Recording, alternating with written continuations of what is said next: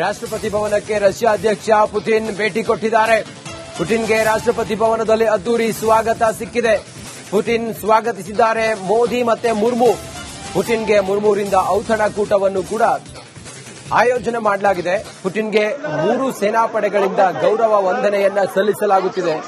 ಮೋದಿ ಮತ್ತೆ ಪುಟಿನ್ ಹಾಗೆ ದ್ರೌಪದಿ ಮುರ್ಮು ರಾಷ್ಟ್ರಪತಿ ಫೋಟೋಶೂಟ್ ಕೂಡ ನಡೆದಿದೆ. ರಷ್ಯಾದ ಅಧ್ಯಕ್ಷ ವ್ಲಾದಿಮಿರ್ ಪುಟಿನ್ ಭಾರತ ಪ್ರವಾಸದಲ್ಲಿದ್ದಾರೆ. 22ನೇ ರಷ್ಯಾ ಮತ್ತು ಭಾರತ ಶೃಂಗಸಭೆಯಲ್ಲಿ ವಾರ್ಷಿಕ ಶೃಂಗಸಭೆಯಲ್ಲಿ ವ್ಲಾದಿಮಿರ್ ಪುಟಿನ್ಗೆ ಆತಿಥ್ಯವನ್ನ ಭಾರತ ವಹಿಸಿದೆ. ನಿನ್ನೆ ರಾತ್ರಿ ಅವರು ಭಾರತಕ್ಕೆ ಆಗಮಿಸಿದ್ರು. ಆಗ ಪ್ರಧಾನಿ ನರೇಂದ್ರ ಮೋದಿಯೇ ಅವರನ್ನ ವಿಶೇಷ ವಿಮಾನದಲ್ಲಿ ಆಗಮಿಸಿದ ಪುಟಿನ್ ಅವರನ್ನ ಆಲಂಗಿಸಿ ಅವರನ್ನ ಸ್ವಾಗತಿಸಿದ್ರು. ಈಗ ಪ್ರಧಾನಿ ನರೇಂದ್ರ ಮೋದಿ ರಾಷ್ಟ್ರಪತಿ ಭವನದಲ್ಲಿ ರಷ್ಯಾದ ಅಧ್ಯಕ್ಷರಿಗೆ ಗೌರವವನ್ನ ಸಲ್ಲಿಸಿದ್ದಾರೆ. 3 ಸೇನಾಪಡೆಗಳಿಂದ ಗೌರವವನ್ನ ಸಲ್ಲಿಸಲಾಗಿದೆ, ಗೌರವ ವಂದನೆಯನ್ನ ಸಲ್ಲಿಸಲಾಗಿದೆ. ರಾಷ್ಟ್ರಪತಿ ಭವನವನ್ನ ತಾವೀಗ ಗಮನಿಸ್ತಾ ಇದ್ದೀರಿ. ರಷ್ಯಾ ಮತ್ತು ಭಾರತ ದ್ವಿಪಕ್ಷೀಯ ಮಾತುಕತೆಗಳು ನಡೆಯುತ್ತವೆ. ಜಾಗತಿಕವಾಗಿ ಯಾವುದೇ ಪರಿಸ್ಥಿತಿ ಹದಗೆಟ್ಟರೂ ಕೂಡ ರಷ್ಯಾ ಮತ್ತು ಭಾರತ ಸ್ನೇಹ ಸಂಬಂಧ ಗಟ್ಟಿಯಾಗೇ ಇದೆ. ಭಾರತ ಆಪರೇಷನ್ ಸಿಂಧೂರ ಮಾಡಿದಂತ ಸಮಯದಲ್ಲಿ ರಷ್ಯಾ ಭಾರತದ ಜೊತೆಗೆ ನಿಂತಿತ್ತು. ಅಮೆರಿಕ ಭಾರತಕ್ಕೆ ಸೆಡ್ಡು ಹೊಡೆದಾಗ ರಷ್ಯಾ ಎಂದಿಗೂ ಕೂಡ ಭಾರತಕ್ಕೆ ಆಪ್ತ ಮಿತ್ರನಾಗಿ ಜೊತೆಗೆ ನಿಂತಿತ್ತು. ನೋಡಿ, ಗೌರವ ವಂದನೆಯನ್ನ ಸಲ್ಲಿಸ್ತಾ ಇರುವಂತಹ ಸಂದರ್ಭವನ್ನ ತಾವು ಗಮನಿಸ್ತಾ ಇದ್ದೀರಿ. ರಾಷ್ಟ್ರಪತಿ ಭವನದಲ್ಲಿ ಪ್ರಧಾನಿ ನರೇಂದ್ರ ಮೋದಿ, ರಷ್ಯಾದ ಅಧ್ಯಕ್ಷ ವ್ಲಾದಿಮಿರ್ ಪುಟಿನ್, ರಾಷ್ಟ್ರಪತಿ ದ್ರೌಪದಿ ಮುರ್ಮು ಅವರನ್ನ ಜೊತೆಗೆ ಕರೆದುಕೊಂಡು ಪ್ರಧಾನಿ ನರೇಂದ್ರ ಮೋದಿ ಅವರು ಜೊತೆಗೆ ಕರೆದುಕೊಂಡು ವ್ಲಾದಿಮಿರ್ ಪುಟಿನ್ ಅವರಿಗೆ ಗೌರವ ವಂದನೆಯನ್ನ ಸಲ್ಲಿಸ್ತಾ ಇರುವಂತಹ ದೃಶ್ಯವನ್ನ, ನೇರ ದೃಶ್ಯಾವಳಿಗಳನ್ನ ತಾವು ಗಮನಿಸ್ತಾ ಇದ್ದೀರಿ. ಈ ಭೇಟಿ ಇದೆಯಲ್ಲ, ರಷ್ಯಾ ಮತ್ತು ಉಕ್ರೇನ್ ಯುದ್ಧ ಆರಂಭವಾದ ನಂತರ ಮೊದಲ ಭೇಟಿ ಇದಾಗಿದೆ. ಭಾರತ ಮತ್ತು ರಷ್ಯಾ 23ನೇ ಶೃಂಗಸಭೆಯ ವಾರ್ಷಿಕ ಸಭೆ ಭಾರತ ಆತಿಥ್ಯವನ್ನ ವಹಿಸ್ತಾ ಇದೆ. ರಷ್ಯಾದ ಅಧ್ಯಕ್ಷರು ಬಂದಿದ್ದಾರೆ. ಹೀಗಾಗಿ ಭಾರತ ಮತ್ತು ರಷ್ಯಾ ಎರಡಕ್ಕೂ ಕೂಡ ಇದೊಂದು ಭೇಟಿ ಬಹಳ ಮಹತ್ವವನ್ನ ಪಡೆದುಕೊಂಡಿದೆ. ಭಾರತಕ್ಕೆ ತನ್ನ ಅಕ್ಕಪಕ್ಕದ ರಾಷ್ಟ್ರಗಳಿಂದ ವ್ಯಾಪಾರ ವಹಿವಾಟು ಸೇರಿದಂತೆ ಬೇರೆ ಬೇರೆ ಕಾರಣಗಳಿಗೆ ರಷ್ಯಾದ ಈ ಭೇಟಿ ಭಾರಿ ಕುತೂಹಲವನ್ನ ಕೆರಳಿಸ್ತಾ ಇದೆ. ರಕ್ಷಣಾ ವಲಯದಲ್ಲೂ ಕೂಡ ರಷ್ಯಾ ಅತಿ ದೊಡ್ಡ ಬೆನ್ನೆಲುಬಾಗಿ ಭಾರತಕ್ಕೆ ನಿಂತುಕೊಂಡಿದೆ. ಹೀಗೆಲ್ಲ ಇರುವಾಗ ಭಾರತ ಗೌರವಯುತವಾಗಿ ರಷ್ಯಾವನ್ನ ಈಗ ಬರಮಾಡಿಕೊಂಡಿದೆ, ಅವರಿಗೆ ಗೌರವವನ್ನು ಸಲ್ಲಿಸುತ್ತಿದೆ.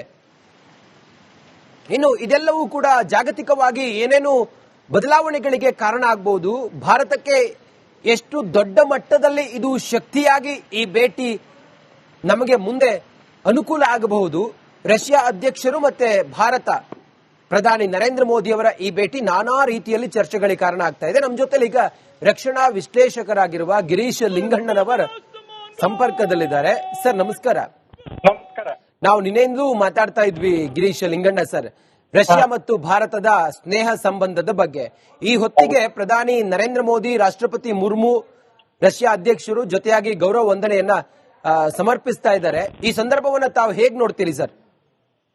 ಇದು ನಾನು ನಿನ್ನೆ ಹೇಳ್ದಂಗೆ ಇದು ವಿಶ್ವದ ಎಲ್ಲರಿಗೂ ಒಂಥರ ಸೆಳೆದಿದೆ. ಈ ಮಾತುಕತೆಯಲ್ಲಿ ಏನೇನು ಔಟ್ಕಮ್ ಬರುತ್ತೆ, ಮತ್ತೆ ಯುಕ್ರೇನ್ ಯುದ್ಧದ ಮೇಲೆ ಈ ಯುದ್ಧ ಏನಾರು ನಿಲ್ಸೋ ಅಂತ ಒಂದು ಮಾತುಕತೆ ಏನಾರು ನಡಿಬಹುದಾ, ಅಂದರೆ ನಮ್ಮ ಮೋದಿಯವರು ಏನಾದ್ರು ಪುತಿನ್ ಮೇಲೆ ಕೆಲವು ಸಲಹೆಗಳನ್ನ ನೀಡಬಹುದಾ ಅಂತದನ್ನು ನೋಡ್ತಾ ಇದ್ದಾರೆ. ಒಂದು ಅಂದ್ರೆ ವಿಶ್ವ ಮಟ್ಟದಲ್ಲಿ, ಜಾಗತಿಕ ಮಟ್ಟದಲ್ಲಿ ಹೇಳ್ಬೇಕಾದ್ರೆ ನೋಡ್ತಾ ಇರೋದು.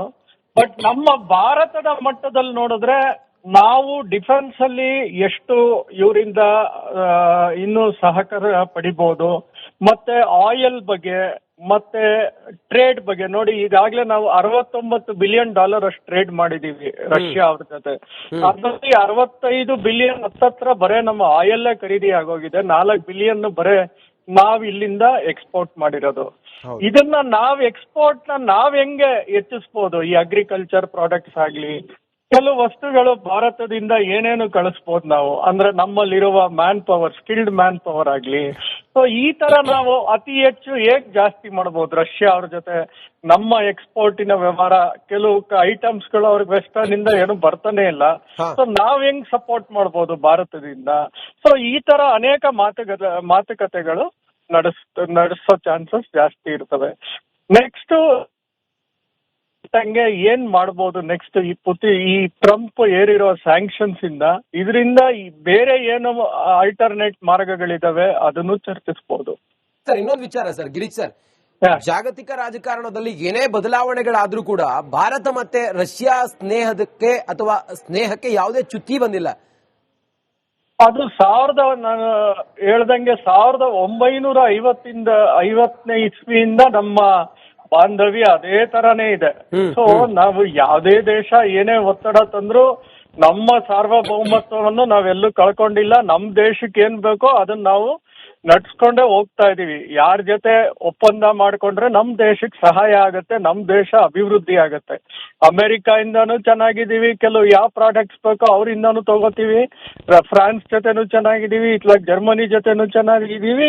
ಈ ಕಡೆ ಬಂದ್ರೆ ರಷ್ಯಾ ಜೊತೆನೂ ಚೆನ್ನಾಗಿದ್ದೀವಿ, ಚೈನಾ ಜೊತೆನೂ ಒಡಂಬಡಿಕೆಗಳು ಮಾಡ್ಕೊಂಡು ಕೆಲವು ಅಭಿವೃದ್ಧಿಗಳನ್ನ ಮಾಡ್ಕೋತಾ ಇದೀವಿ. ಸೊ ನಮ್ಮ ದೇಶಕ್ಕೆ ಯಾವ್ದು ಇಂಪಾರ್ಟೆಂಟೋ ಅದ್ರ ತಕ್ಕನಾಗಿ ಹೋಗ್ತಾ ಇದೀವಿ. ಈ ಮಲ್ಟಿಪೊಲಾರಿಟಿ ವರ್ಲ್ಡ್ ಅಂದ್ರೆ ಈಗ ಎಲ್ಲಾರು ಒಬ್ಬೊಬ್ರು ಜಾಗತಿಕವಾಗಿ ಅವರೇ ಒಂದು ಪವರ್ಫುಲ್ ರಾಷ್ಟ್ರಗಳಾಗಿ ಬೆಳೀತಾ ಇದ್ದಾರೆ.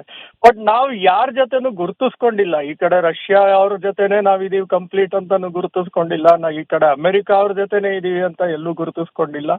ನಮ್ಮ ಏನಪ್ಪಾ ಅಂದ್ರೆ ನಮ್ಮ ದೇಶದ ಅಭಿವೃದ್ಧಿಗೆ ಯಾರು ಇಂಪಾರ್ಟೆಂಟ್ ಅಂತವ್ರ ಜೊತೆ ನಮ್ ಸ್ನೇಹ ಚೆನ್ನಾಗೇ ಇಟ್ಕೊಂಡಿದೀವಿ, ನಾವು ಮುಂದುವರ್ಕೊಂಡೇ ಹೋಗ್ತಾ ಇದೀವಿ.